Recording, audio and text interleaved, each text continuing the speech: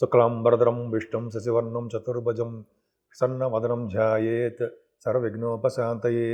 ఓం గం గణపతయే నమః. ఓం శ్రీ గురుభ్యో నమః. ఓం శ్రీ మహాసరస్వత్యై నమో నమః.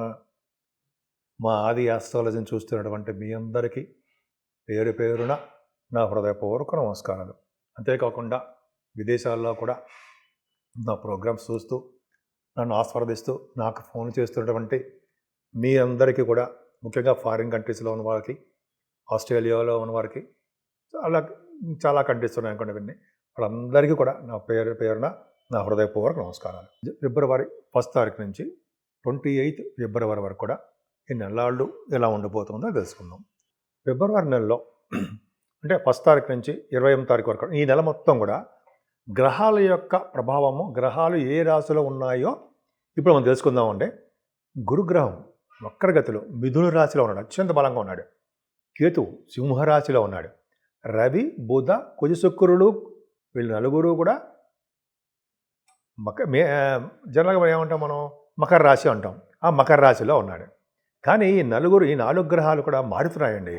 అంటే బుధగ్రహము 3వ తారీఖు నుంచి కుంభరాశిలోను, శుక్రుడు 6వ తారీఖు నుంచి కుంభరాశిలోను, రవి 13వ తారీఖు నుంచి కుంభరాశిలోను, కుజుడు 23వ తారీఖు నుంచి కుంభరాశిలో ఉన్నాడు.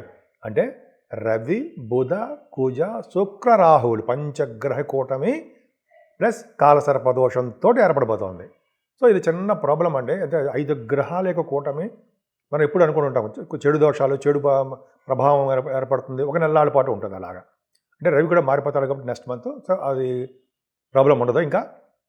కానీ రాబోయే ఫిబ్రవరి నుంచి మార్చి నెల వరకు కూడా గ్రహాల యొక్క ప్రభావం వలన పంచగ్రహ కూటమి అంటే 5 గ్రహాల ప్రభావము ఒకే రాశిలో ఉండడం వలన చెడు ఫలితాలు ఇస్తారు.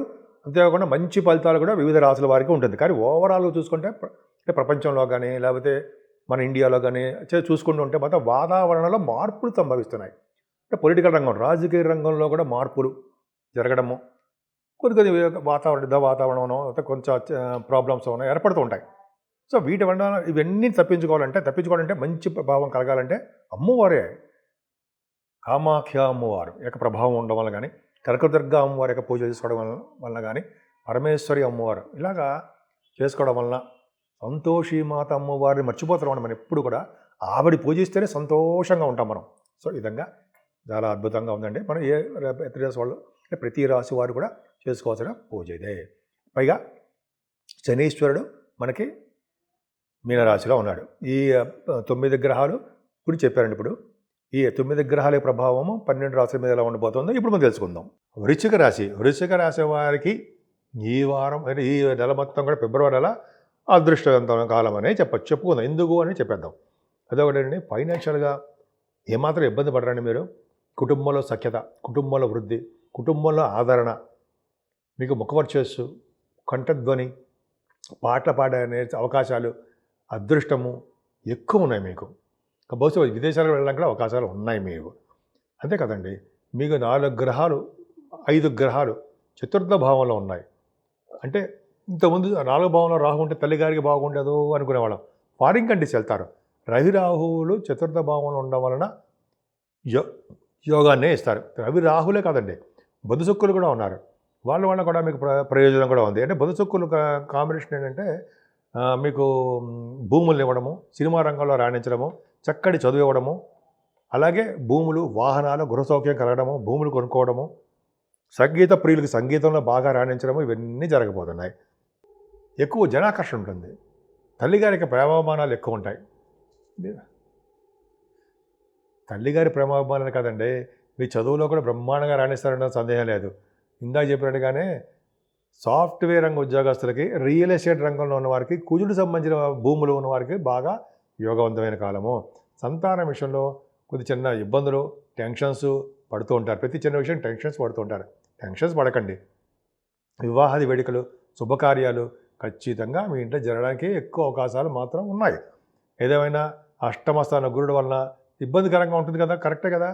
రావాల్సిన డబ్బులు రాకపోవడము, సంతానంలో ఆటంకాలు కలగడము, అయితే లారీ రేటు సంబంధించిన విషయంలో చిన్న చిన్న ప్రాబ్లమ్స్ రావడము జరుగుతూ ఉంటాయి. కానీ గురుడు ద్వితీయాధిపతి అవ్వడం వలన, సెకండ్ భావాన్ని చూసుకోవడం వలన అనారోగ్య సమస్యల నుంచి మీరు బయటపడతారు. గురుడు వస్తే మరి అంత దారుణంగా ఏం చెప్పడు కదా. అనారోగ్య సమస్యలు బయటపడేట్టు చేస్తూ ఉంటాడు, ఆయుర్దాయాన్ని ఇస్తూ ఉంటాడు, సడన్ గెయిన్స్ కూడా ఇస్తూ ఉంటాడు. మీ చేస్తున్న బిజినెస్లో అంటే ముఖ్యంగా రియల్ ఎస్టేట్ రంగ బిజినెస్లు, అలాగే ఆటోమొబైల్ ఇండస్ట్రీస్, విద్యా సంస్థలు, ఫైనాన్స్ రంగ సంస్థలు కూడా బాగా డెవలప్ అవుతాయి. మీరు చేస్తున్న ఉద్యోగపరంగా కూడా చాలా అద్భుతమైన ఫలితాలు ఉన్నాయండి. ముఖ్యంగా గవర్నమెంట్ సంబంధించిన ఉద్యోగస్తులకి. అంతేకాకుండా మీరు ఏది చేస్తున్నారో అంటే ఏది చేస్తున్నారంటే ఏ ప్రభుత్వ రంగ సంస్థలో కానీ ప్రైవేట్ రంగ సంస్థలో కానీ ఉంటారు కదా, వాటిలో ప్రమోషన్స్ వస్తాయి. మీకు ప్రమోషన్స్ రావడము, పెరగడం, మీకు ఒక జీతాలు పెరగడము, ఇవన్నీ ఉంటాయి. కేతు ప్రభావం వలన కూడా ముఖ్యంగా గవర్నమెంట్ సంబంధించిన ఉద్యోగస్తులకు చాలా అద్భుతమైన ఫలితాలు ఉంటాయని సందేహం లేదు. ఈ నెల మొత్తంలో కూడా శివరాత్రి వస్తుందండి. శివరాత్రి అంటే శివుడు పూజించిన అద్భుతమైన ఫలితాలు ఉంటాయి. పూజించడం వల్ల అద్భుతమైన ఫలితాలు. అలాగే కాలసర్ప దోషంలో కూడా మీరు ఉన్నారు కాబట్టి మీ ప్లానెట్ పొజిషన్ ఉంది కాబట్టి కొద్దిగా శ్రద్ధ వహించండి. రాహుకేతులకి పూజ చేయించుకోండి. నా పేరు Vadrev Adinarayanarao Sharma. MA astrology, CMA కూడా చేశాను నేను. 35 years ఆఫ్ ఎక్స్పీరియన్స్ ఉంది. అది పక్క పెడదాం. మీరు ముఖ్యంగా జాతకాలు చెప్పించుకోవాలనుకున్నా, ముహూర్తాలు పెట్టించుకోవాలనుకున్నా, మీ యొక్క date of birth, time of birth, place of birth ఇవన్నీ ఉండాలండి. జనరల్గా మీకు కొంతమందికి ఉద్యోగాలు రావట్లేదనో అనేక రకాల సమస్యలు ఉంటాయి కాబట్టి జాతకాల్లోనే అవన్నీ ఉంటాయండి. క్లియర్గా కనిపిస్తుంది. కొంతమందికి పెళ్ళిళ్ళు రావట్లేదనో ఇవన్నీ ఉంటాయి. అవన్నీ కూడా మనం చూడొచ్చు.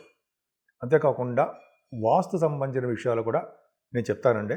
మీకు ఏమైనా ప్రాబ్లమ్స్ ఉన్నా, డౌట్లు ఉన్నా, ఒకవేళ తెలుసుకోవాలనుకున్నా, మీ ఇంటి గురించి కానీ మీ ప్లాన్ గురించి కానీ తెలుసుకోవాలనుకున్నా కూడా నన్ను సంప్రదించవచ్చు. వాట్సాప్లో మీరు మెసేజ్లు పెట్టండి. ఫోన్ చేస్తుంటే నేను ఇలా షూటింగ్స్లో ఉండడం వలన ప్లస్ జాతకాలు చెప్పడం వలన కొన్ని సందర్భాల్లో ఫోన్స్ లిఫ్ట్ చేయలేకపోవచ్చు. బట్ మనం తప్పకుండా నేను మళ్ళీ మీకు నేను కలుస్తాను అంటే ఫోన్లో తప్పకుండా మీకు రెస్పాండ్ అవుతాను. సో ఈ విధంగా ఉందండి.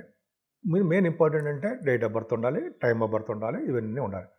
వాస్తు అయితే మీ పేరు మీద ఆధారపడి ఉంటుంది. ఏ వైపు, తూర్పు వైపు బాగుంటుందా అలా అనుకుంటాం కదా, వాటి గురించి చెప్పుకోవచ్చు అనమాట. ఏ ఫేసింగ్ బాగుంటుంది అనేది తెలుసుకోవచ్చు. సరే, ఇప్పటి వరకు మనం చెప్పుకున్నామండి. అసలు యాక్చువల్గా 12 రాసుల వారు అంటే మేషరాశి నుంచి మీనరాశి వారి వరకు కూడా తెలుసుకోవాల్సింటే పరిహారాలు ఏంటి మనకు తెలుసుకుందామండి. అంటే చేయవలసిన పూజలు పరిష్కార మార్గాలు చేసినంత మాత్రాన పోతాయా అంటే జనరల్గా ఈ దోషాలు అనేవి మనకి ఆపాదించబడడానికి చాలా తక్కువగా ఉంటుంది.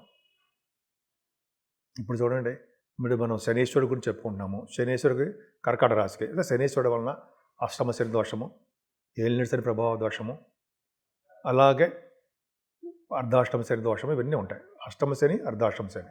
సో ఈ శనీశ్వరుడు వలన ఏం పూజిస్తే బాగుంటుంది, ఎవరిని పూజిస్తే బాగుంటుంది అనుకుంటూ ఉంటాం కదా.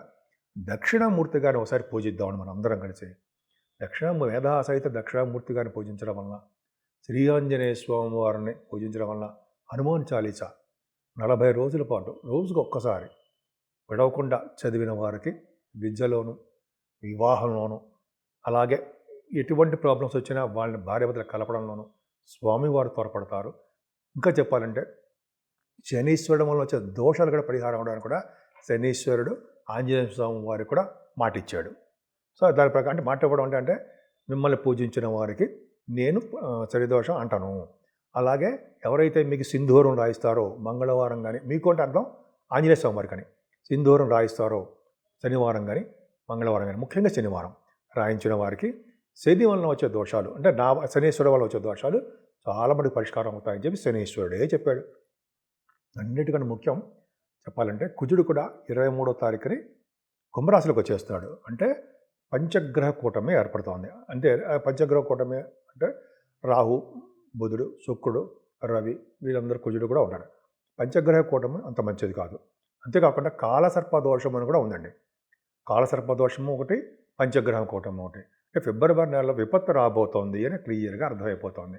విపత్తు అంటే అర్థం ఏమిటి అంటే కొన్ని చోట్ల వర్షాలు బాగా పడడం కానీ, దేశాల మధ్య యుద్ధ వాతావరణం కానీ, లేకపోతే ఉరుములు అంటారు కదా, ఉరుములు పడ్డము, పిడుగులు పడ్డం, అటువంటి వాటి వల్ల కానీ పశు నష్టము, జన నష్టము, గృహంలో పీడలు, ఇవన్నీ జరగడానికి మాత్రం అవకాశాలు మాత్రం ఉన్నాయండి. సో, ఈ విధంగా మనం అందుకనే మనం ఇవన్నీ నుంచి బయటపడాలంటే ఈశ్వరుడిని పూజించాలి. పరమేశ్వరుడిని పూజించాలి. పరమేశ్వరుడిని అభిషేక ప్రియుడు కాబట్టి అభిషేకాలతో పూజిస్తూ వెంకటేశ్వర స్వామి వారు ఆరాధన చేసుకోవడం వల్ల కూడా సర్వదోషాలు పరిహారం అవుతాయి. ముఖ్యంగా ఇప్పుడు ఈ చెప్పే పరిష్కారాలన్నీ కూడా 12 రాసుల వాళ్ళు కూడా ఆచరించదగ్గ విషయాలని చెప్పవచ్చండి.